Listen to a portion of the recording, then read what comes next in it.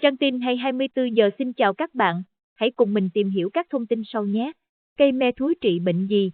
Cây me thúi có tác dụng rất lớn trong việc điều trị nhiều bệnh lý khác nhau. Tuy nhiên không phải ai cũng biết hết những tác dụng đó như thế nào. Để giúp bạn đọc hiểu rõ hơn về những tác dụng của cây me thúi, chúng ta cùng tìm hiểu qua bài viết 5 tác dụng của cây me thúi. Các đặc điểm của cây me thúi. Cây me thúi được trồng nhiều ở khu vực nhiệt đới ở châu Mỹ và châu Á như Việt Nam, Lào, Campuchia, Myanmar, Thái Lan, Ấn Độ, Indonesia, Philippines. Cây me thúi có tên khoa học là Pithecolobium rox. Bent là cây thuộc họ đậu.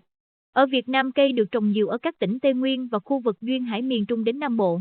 Cây me thúi có nhiều gai ở cả thân và cành nên chống được những loại động vật phá hại, nên còn được trồng làm hàng rào ở các nhà dân.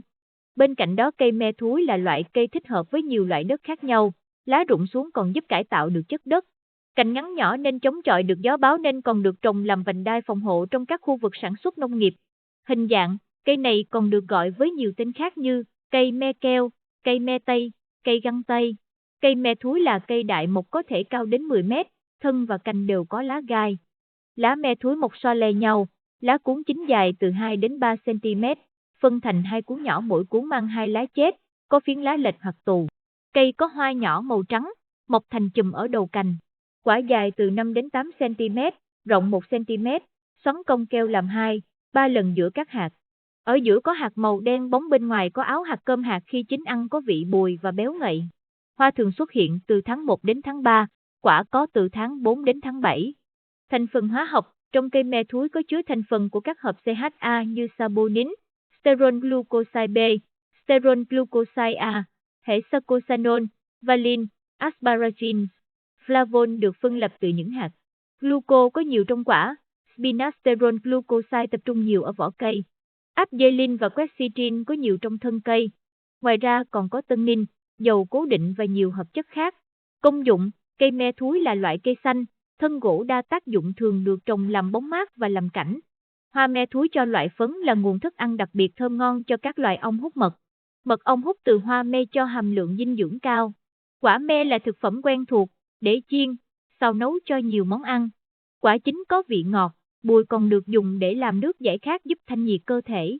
Vỏ cây me thúi có chứa tannin, nguyên liệu chính tạo nên thuốc nhuộm màu vàng. Bên cạnh đó, vỏ cây me còn là vị thuốc trong điều trị một số bệnh thông thường. Lá me có chứa hàm lượng kháng khuẩn cao nên thường được dùng trong điều trị các vết sưng, đau bầm tấy. Các tác dụng đặc biệt của cây me thúi: điều trị các chứng bệnh về đường tiêu hóa. Có rất nhiều bệnh liên quan đến tiêu hóa như đầy hơi, khó tiêu, tiêu chảy, tuy không quá nguy hiểm nhưng cũng gây cho người mắc phải cảm giác khó chịu. Để điều trị các chứng bệnh liên quan đến đường tiêu hóa, người ta sử dụng một nắm lá me thúi sắc lấy nước uống, có thể uống đặc hoặc loãng tùy mỗi người. Uống từ 3 đến 5 ngày cho đến khi khỏi hẳn. Nước lá me thúi có vị đắng, tính mát lành tính, giúp điều trị hiệu quả các bệnh về đường tiêu hóa. Cây me thúi có tác dụng hỗ trợ trong điều trị các bệnh về gan. Bệnh gan là bệnh rất khó chữa và khiến người mắc phải chịu rất nhiều hao tổn về tài chính mà hiệu quả không cao. Sau đây là bài thuốc dân gian trong điều trị và hạn chế quá trình phát triển của bệnh về gan như men gan cao, viêm gan B, C. Sử dụng cây cho đẻ lấy cả cây, rễ và lá, cây cỏ xước và thân cây me thúi, kết hợp với rễ cây mướt gai, trái dưới dại. Dùng để sắc nước uống hàng ngày, mỗi ngày uống 2 chén trên 2 lần. Nếu điều trị kèm cùng thuốc tây thì uống cách nhau 2 giờ. Uống liên tục từ 3 tháng đến 1 năm để mang lại hiệu quả cao nhất. Tác dụng giảm đau, chống viêm sưng, kháng khuẩn. Các chất glycoside flavonol trong cây me thúi sát nhờ đó giúp cây có khả năng chống viêm sưng và kháng khuẩn.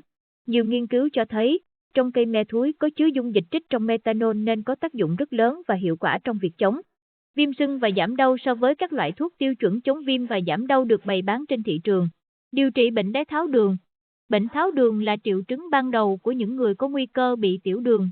Nó có thể dẫn đến rất nhiều biến chứng nguy hiểm khác. Bệnh đái đường có thể được điều trị hiệu quả bằng vỏ cây me thúi. Theo nhiều nghiên cứu cho rằng trong lá già của cây me thúi có chứa hoạt chất hoạt động như insulin làm ức chế sự phát triển của bệnh đái tháo đường. Chính vì vậy, sử dụng từ 10 đến 20 gam lá me thúi tươi sắc nước uống hàng ngày giúp hạn chế được lượng đường trong máu. Uống liên tục thuốc này sẽ đem lại hiệu quả cao. Điều trị viêm nang lông kéo dài. Bệnh viêm nang lông là bệnh ngoài da, có các biểu hiện như trên vùng da, đặc biệt là da đầu, mặt, lưng, đùi, cánh tay xuất hiện nhiều đốt sần, gây ngứa ở vùng nang lông. Để điều trị bệnh viêm nang lông kéo dài, sử dụng khoảng 300g vỏ rễ tươi cây me thúi, trà khô 1 nắm nhỏ, gừng tươi chín nát mỏng. Cho tất cả vào nồi, thêm 3 cốc nước đầy, rắc vừa lửa cho đến khi còn một bát nước. Ngày uống 1 lần sau bữa ăn chiều, uống khi thuốc còn nóng. Làm như vậy từ 7 đến 10 ngày và không nên dùng chất kích thích như rượu, bia, thuốc lá trong thời gian uống thuốc, sẽ đem lại hiệu quả cao. Trên đây là một số thông tin hữu ích mà chúng tôi muốn gửi đến bạn đọc, qua đó giúp bạn đọc có cái nhìn sâu sắc hơn về những tác dụng của cây me thúi. Hy vọng các bạn có thể vận dụng một cách khoa học các tác dụng đó để điều trị các bệnh như trên. Nếu trong quá trình điều trị có thấy dấu hiệu bất thường của cơ thể do phản ứng thuốc thì hãy nhanh chóng đi gặp bác sĩ nhé. Một số thông tin gửi đến bà con và các bạn.